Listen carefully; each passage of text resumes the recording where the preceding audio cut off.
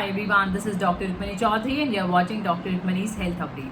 My today's topic is about tennis elbow, and this is also called like medically lateral epicondylitis. Tennis elbow, lateral epicondylitis. Lateral means lateral side. So in today's video, I'll be talking everything about tennis elbow, like why you have this problem, what are the causes, risk factors, sign or symptoms, prevention part, how you can prevent this condition, and there are certain tests you can go for, and like allopathy treatment and best effective homeopathy medicine. So you are requested to watch complete video for complete information.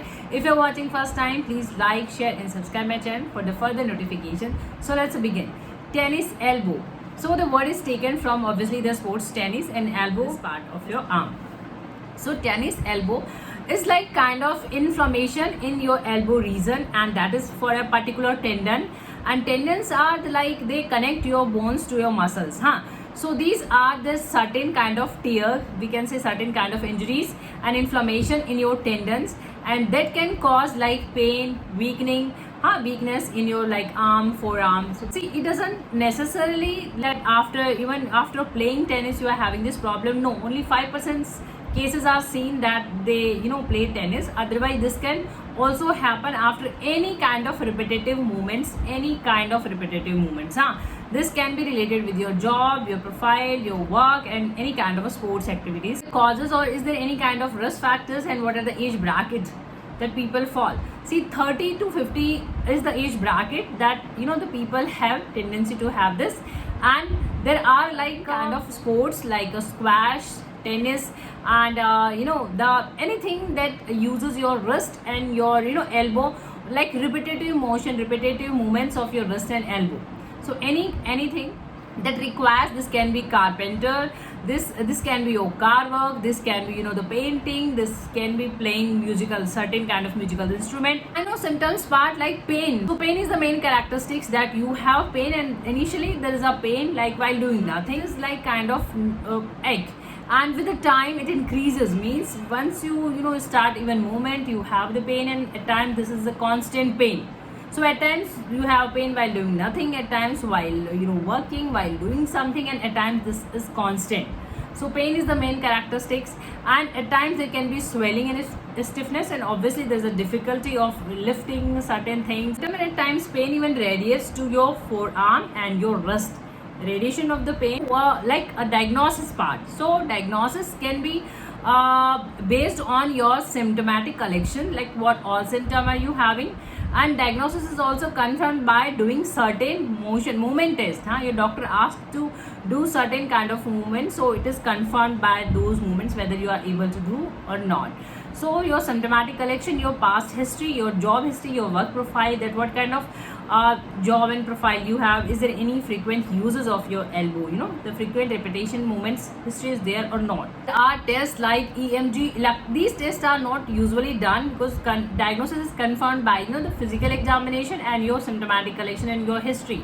But at times these tests can be done for the ruling out of other problem, like your EMG electromyography is done for ruling out any nerve abnormality, it is done, and MRI is done of your whole back, so that is there any kind of disc problem, it is associated with the disc problem. So ruling out of the disc problem, MRI can be done, and X-ray of your elbow joint can be done to ruling out the arthritis cases, whether it is related with the arthritis. If you are having arthritis, so ruling out arthritis, X-ray can be done. So these are certain tests. The treatment part. See, this is a kind of condition like it recovers on its own at times. If you have mild one, so no treatment is required at times. It resolves on its own. But you have persistent pain and there is a swelling, remarked swelling, and you are having constant pain with time. So in that case, you need a medical attention and you see your doctor. So rest is the first thing that is advised. Why? Because there is a tear in the tendon part. So you are advised to rest,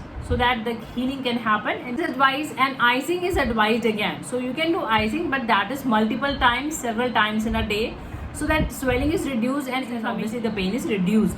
So icing is advised, and at times you are given like braces and splinters, so there is a support. So you can wear those like braces and splinters. And allopathy, you are given like anti-inflammatory medication or painkillers. So certain painkillers obviously to reduce the swelling and to reduce the pain. You are given steroid injections at times directly so that swelling is reduced if it is a case of severe. Prevention part. Prevention always obviously depends on the causes and the risk factors part, that why you have this problem. So frequent repetitive movements are responsible. So just avoid those frequent repetitive movements. So if you are like in the sports, so just do warm-ups before any kind of activity. Warm-up and stretching is advised, and rest is advised. The homeopathic treatment. Homeopathy, yes, diagnosis matters, that like this is a case of tennis elbow, lateral epicondylitis. But again, we always recommend you to go with your individual case, that what peculiar symptom you have, what individual symptom you have. There are multiple medicine depending on the injury basis, but what is your case, what is your history, and what symptom you have. So medicine gets changed with the individual history. And if you're watching on YouTube, I'll be giving all the medicines link in the description box below, so you can buy medicine from there, because these are homeopathy medicine. They are not available on the general pharmacy or general stores. And see, the place you belong, just focus on the medicine name and go with the medicine name. The form can differ, the company can differ, the color can differ. So buy the medicine whichever you get. And Rhus Tox is the medicine in homeopathy that is given every kind of like tear, torn in ligament, muscles, fibers. So this is a wonderful medicine in all these kind of injuries. So obviously the tendons are torn. So in that case, Rhus Tox can be used. So this is like the clinical purpose. You can even buy smaller quantity, and color can be differ. And see, this is the medicine name, Rhus Tox, and this is in the 30 or 200 potency. Start with the lower potency. This is 200. You can even start with the 6, 12 or 30, whichever you want, and 30 is the medium. So you can start with the 30, and just have, these are oral medication. So just have 1 or 2 drops direct on tongue orally, twice or thrice in a day before having your meal, and just use it regularly. This medicine also comes in the ointment form. So you can even apply the ointment, Rhus Tox ointment, and this is like the first motion aggravation. So once you start movement, so this aggravate this worse your symptom, but once you are in continuous motion, you are better. So this is the characteristics of Rhus Tox. And morning aggravation and stiffness is there. So in these all kind of symptoms are the 2 medicines, Cornea Mac and Causticum. These are given when you have profound weakness. Means you are having weakness in your elbow, in your arm, forearm, and you are not even able to lift anything.